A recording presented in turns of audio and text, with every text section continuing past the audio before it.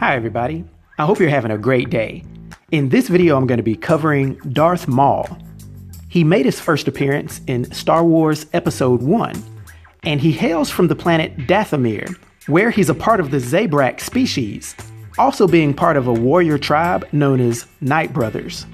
He originally stood 5 feet 9 inches tall, but after a tragic set of events, he had cybernetic legs, and at that point he actually stood 6 feet 4 inches tall. He has yellow and red eyes and has red skin that's covered with black tattoos from head to toe. These markings actually showing his heritage as a Nightbrother. Now, Darth Maul lived during the last days of the Galactic Republic and during the start of the Galactic Empire. He was the son of Mother Talzin, who was one of the Nightsisters.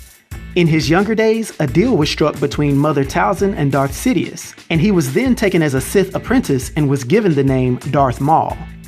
Under Darth Sidious's tutelage, Darth Maul became one of the most dangerous and highly trained Sith in the history of the Order.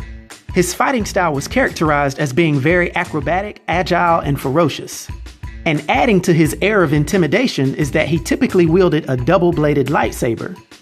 Maul was eager to fight against the Jedi, and he was finally unleashed by Sidious in an assassination attempt on Queen Amidala on the outskirts of Tatooine. This is where we first got a glimpse of his formidable fighting skills. Because of a quick skirmish with Qui Gon Jinn, he couldn't quite get close enough to his target, and so he caught up with them later on Naboo. And once again, he couldn't quite get to Amidala because she was escorted by Qui Gon Jinn and his apprentice Obi-Wan Kenobi. This time Darth Maul fought with extreme ferocity, and although he was battling 2 Jedi at the same time, he still ended up killing Qui Gon Jinn by stabbing him through the chest with his lightsaber.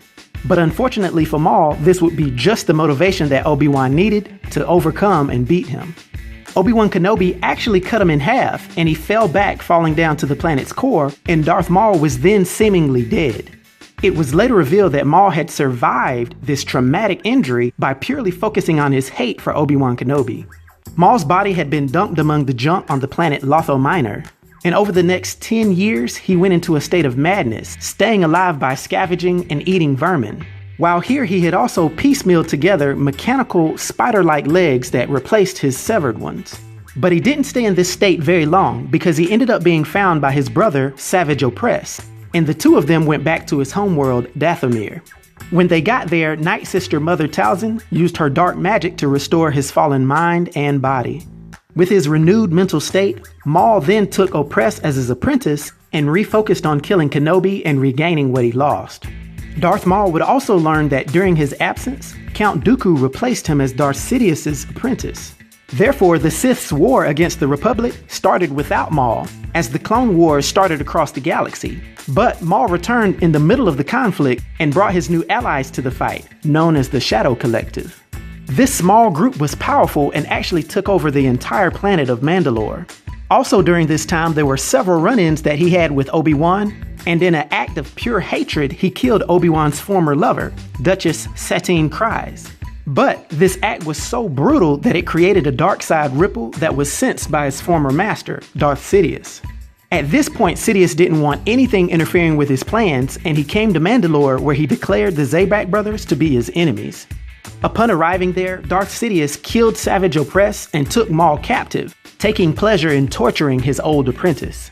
Darth Maul didn't stay in captivity too long, but after escaping, he ended up being stranded on a planet called Malachor.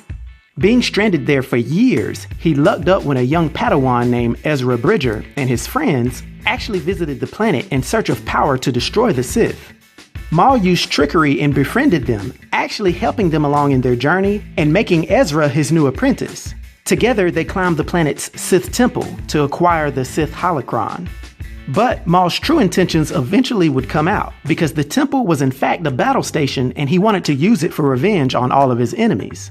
At the perfect opportunity, he betrayed them and took off, leaving the planet in a stolen Inquisitor ship. However, Darth Maul wasn't quite finished with Ezra.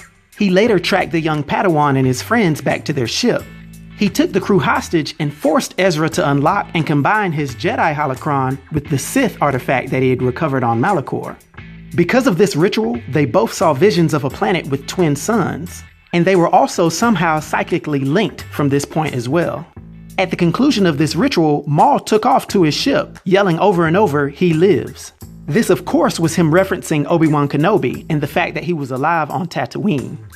After Maul tirelessly searched the deserts of Tatooine, he finally used some manipulation and trickery to draw Obi-Wan out into the open. When the two finally confronted each other, Maul figured out that Obi-Wan wouldn't be hiding on the planet for no reason. He concluded that he must be protecting something or someone. It was a standoff, and in this quick and decisive duel, Maul charged him and he delivered 2 quick blows, which Kenobi parried and returned only 1 brutal blow. With that one strike, Obi-Wan had cut Maul's weapon in 2 and cut his chest. Darth Maul fell but was caught by Obi-Wan before he could hit the ground. And while the Jedi was cradling the Sith in his final moments, Maul is quoted as asking, "Is it the chosen one?" To which Obi-Wan Kenobi replied, "He is." And in his last final breath, Maul looked up and said his last words, "He will avenge us." This, of course, being a reference to the young Anakin Skywalker. Now, due to his skill and abilities and his influence on the Star Wars universe, for my 1 to 10 rating, I'll give Darth Maul a rating of 9, which is an epic rating. I hope everyone enjoyed this video. I'll talk to you next time. Be sure to like and subscribe to The New Sage.